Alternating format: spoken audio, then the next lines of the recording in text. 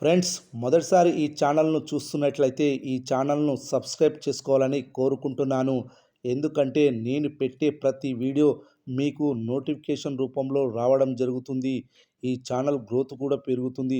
ఈ ఛానల్ను సపోర్ట్ చేయాలని కోరుకుంటున్నాను.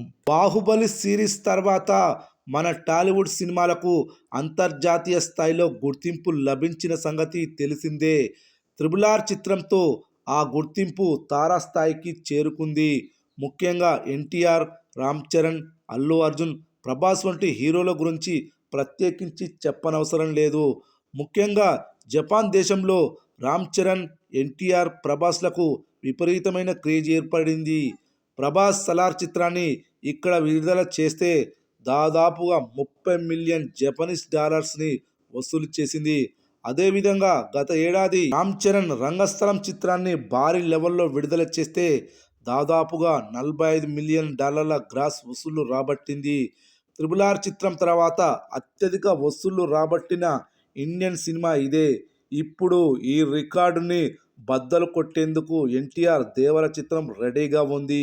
ఈ చిత్రాన్ని వచ్చే ఏడాది మార్చి 28వ తారీఖున జపాన్ మొత్తం గ్రాండ్గా విడుదల చేయాలనే ప్లాన్లో ఉన్నారు మేకర్స్.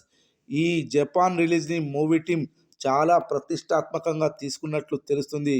త్రిబుల్ ఆర్ చిత్రానికి ఏ విధంగా అయితే మూవీ టీం మొత్తం కలిసి జపాన్లో ప్రమోషన్ చేశారో ఈ చిత్రానికి కూడా ఆ రేంజ్ ప్రమోషన్స్ని ప్లాన్ చేశారట.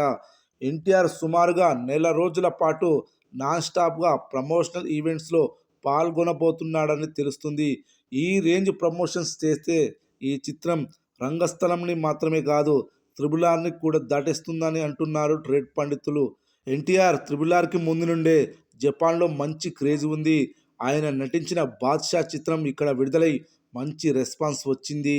అయితే మధ్యలో యమదొంగ, సింహాద్రి వంటి చిత్రాలను అక్కడ రిలీజ్ చేశారు, కానీ వాటికి అనుకున్న స్థాయిలో రెస్పాన్స్ రాలేదు. ఇదంతా పక్కన పెడితే చూడాలి మరి జపాన్లో దేవర చిత్రానికి వచ్చే సంవత్సరం ఏ రేంజ్ రెస్పాన్స్ వస్తుందో మరి.